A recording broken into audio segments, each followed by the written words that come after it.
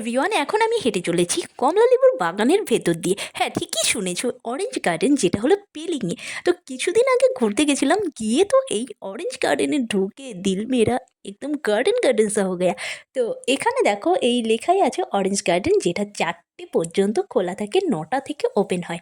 তো তোমাদের চলো একটু ঘুরিয়ে দেখিয়ে দিই অরেঞ্জ গার্ডেনটা কেমন ছিল। এখানে শুধুমাত্র অরেঞ্জ গার্ডেনই ছিল না, তার সঙ্গে কিন্তু ছিল রিম্বি রিভার, যেটা হলো আপন স্রোতে বয়ে চলা এক নদী, যেটা পাহাড়ের একদম স্বচ্ছ জলের ধারা নিয়ে বয়ে চলে। সেই নদীটা আছে এই সাইডটায়, তোমাদের অবশ্যই দেখাবো।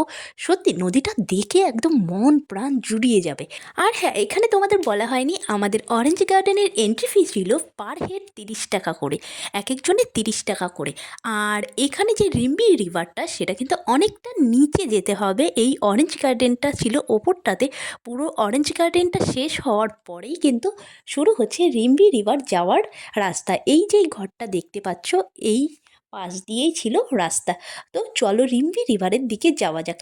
অরেঞ্জ গার্ডেনে এরকম দোকান থাকবে না তা তো হতেই পারে না, কারণ আমরা যেখানেই ঘুরতে যাই আর সেখানকার বিশেষত্ব যেটাই হয় সেই হিসেবেই কিন্তু দোকানটা তৈরি করা হয়। যেরকম কফি বাগানে গেলে কফির দোকান তো থাকবে, সেরকমই এখানেও অনেকগুলো দোকান চোখে পড়বে, তোমাদের অবশ্যই দেখাবো। আর এই দোকানগুলোতে পাওয়া যাচ্ছিল একদম ফ্রেশ ফলের জুস, যেটা হলো কমলা লেবু থেকে তৈরি।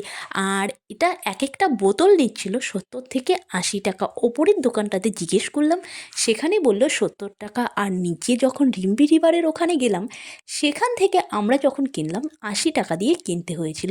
এই আমরা দেখতে দেখতে রিম্বি রিভারের রাস্তায় কিন্তু এসে পৌঁছালাম। অনেকটা পাথরের রাস্তা দেখতে পাচ্ছ, একটু এদিক সেদিক হলে কিন্তু আর রক্ষে নেই, পুরো নিচে পড়তে হবে। তো খুব সাবধানে হেঁটে হেঁটে যাচ্ছিলাম আমরা। এই দেখো, বলতে বলতেই দোকানগুলো চোখে পড়লো। এখানে এই দোকানে মোমো, ম্যাগি, তাছাড়াও ফলের জুস, ফল, গোটা ফল সবই পাওয়া যাচ্ছিল। আর এখানে কমলা লেবুগুলোর দাম ছিল 8টা লেবু 100 টাকা করে ওরা দিচ্ছিল। এবার চলো, এখানে একটা জুস কিন্তু কিনেই নিয়েছি, দুজনে মিলে খেয়ে নিলাম। একদম পিওর কমলা লেবুর রস যেরকম হয় ঠিক সেরকম খেতে, এর সঙ্গে কোনো রকম কিছু মেশানো নেই। যখন আমরা খাচ্ছিলাম ঠিক কমলা লেবুর যে রোয়াগুলো হয়, সেখানের যে ছোট ছোট দানাগুলো থাকে, সেগুলোও কিন্তু মুখে বাজছিল। সেই জন্যই বোঝা গেল একদম পিওর কমলা লেবুর রস ছিল এটা। আর খেতেও বেশ ভালো ছিল। এখান থেকে অরেঞ্জ জুসটা খেয়ে শরীরের এনার্জিটা একটু বাড়িয়ে নিয়ে আমরা এসে পৌঁছালাম রিম্বি রিভারের ঠিক পাশেই। তো এই হলো রিম্বি রিভার, যেটা হলো একদম কনকনে ঠান্ডা জলের ধারা বয়ে চলেছে। আর এখানে দেখো, জলটা একদম স্বচ্ছ নীল রঙের জলের ধারা ছিল। ক্যামেরাতে একটু সাদা আসছে, বাট সামনে থেকে আরও বেশি ভালো লাগছিল।